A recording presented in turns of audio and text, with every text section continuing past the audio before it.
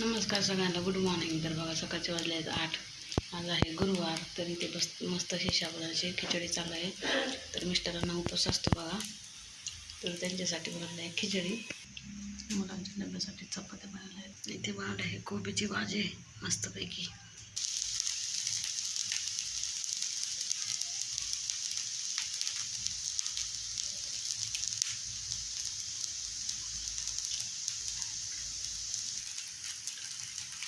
रात्रभर पाऊस चालू होता बघा इकडं, सकाळी पण चालू होता. तर आता थोडंसं उघडलेलं आहे.